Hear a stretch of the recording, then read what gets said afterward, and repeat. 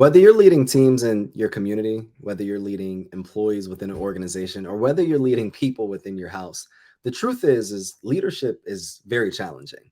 Whether you're leading other people or first leading yourself. In this video, I'm going to share some resources with you that can not only enhance your ability to be a leader in your own life, but also how you can better show up in other people's lives to be able to inspire action and have other people get behind your specific vision, what you're communicating, and the why behind what you do on a daily basis. What inspired this video was years ago, I had the opportunity of sitting down with Rob Satter, a mentor of mine in Winston-Salem, North Carolina, and he owns multiple car dealerships, Volvo dealerships. And I had the opportunity of sitting in one of his morning meetings that he does every single week.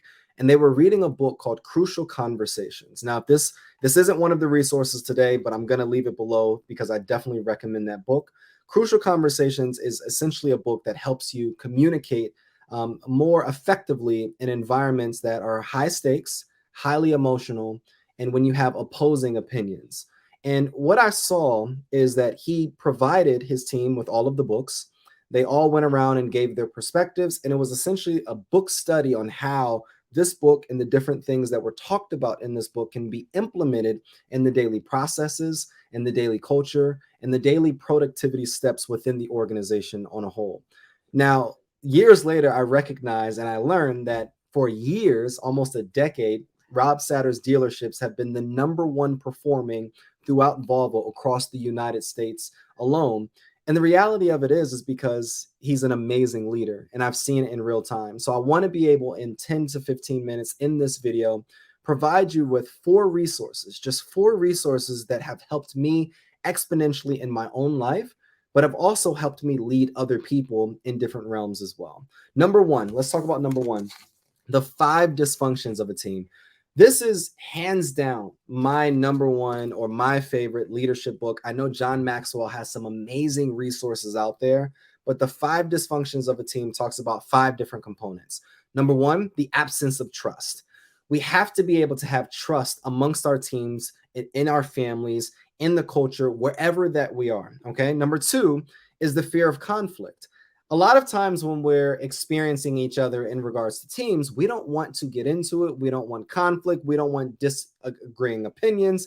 And that is what's necessary for us to be able to move the needle forward within our lives and within our organizations. Number 3 is lack of commitment. We have to have a commitment. And for people to not just enjoy doing the job, but taking ownership for the specific tasks and for the specific responsibilities that are necessary to grow whatever it is that they're trying to grow. Number 4 is the avoidance of accountability.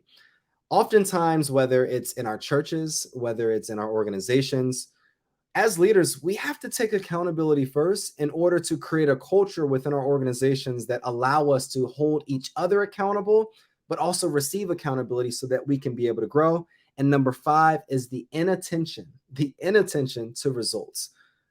Relationships are the beginning to being able to breed results in all of the other 4 steps. Before we can get to the results, we have to have a culture of productivity, efficiency, and a culture, in my opinion, of winning. The number 2 resource is, again, the first probably book that I was able to read. In this professional development journey. I remember my mom gave me this book first, and this is probably the first nonfiction book that I ever read. It's Start With Why by Simon Sinek, How Great Leaders Inspire Everyone to Take Action. The reality of it is, this is the harsh reality. Oftentimes we know the how and we know what we're supposed to be doing, but real change only happens when we buy in to the why it is that we're doing that very thing. And in this book, it talks about the beginning to transformation. The beginning to anything that it is that we're doing is understanding the why, how to create this culture within our organization, how to communicate that effectively as well within our teams so that we can get behind this why, and then we can leverage the why to be able to grow whatever it is that we're doing forward. The truth is, if you're in the fundraising space, people don't get behind the product. They don't get behind the cause. They get behind the why it is that I should be doing this or buying into this or investing in this or donating to this. So if we communicate more effectively the why, then it allows great leaders, which we're trying to become, an opportunity to be able to inspire our teams, our organizations, our family members to be able to take action. Number three, and again, another one of my favorite resources is Atomic Habits by James Clear. Now, this isn't a leadership book in based upon the other two books that we gave, but this is an easy and proven way to build good habits and also break bad ones. The truth is that the habits, the decisions, the behaviors, the lifestyle, oftentimes that a leader lives, is representative in the people that they're following. You can't expect for people to show up on time and have processes and systems in place within your teams if you're not. And if you're showing up late, you can't expect people to have a commitment to excellence within your organization or your nonprofit or your church if you don't operate with excellence. You can't expect people to buy in and want to commit to transforming the very thing that you're telling them to transform if you are not committed to that process. So in this book, it gives you tips, techniques, and methodologies to be able to enhance and also shift your overall habits, your daily practices, and your overall behaviors on a daily basis so that you can show up as the best self so that then you can inspire other people to do the same. So Atomic Habits by James Clear is an absolutely amazing resource. And the fourth resource, and my last resource for today, is Leaders Eat Last. And the subtitle is Why Some Teams Pull Together and Other Teams Don't.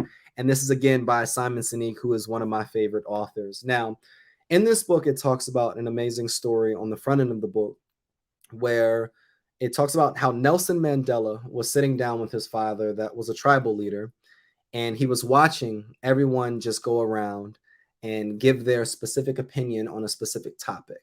And Nelson Mandela, who was one of the Nelson Mandela's father, who was one of the leaders in this meeting, didn't say anything. He just sat there and he allowed other people to communicate. He allowed other people to disagree. He allowed conflict to happen, communication to be a part of the culture. And as he listened intently to what everyone was communicating, then he gave his assessment. He covered everything that people were communicating. He covered all of the opinions. He affirmed everyone and made them feel valued. He saw the perspectives and agreed, but also provided his perspective so that everyone could be seen, valued, respected, and heard.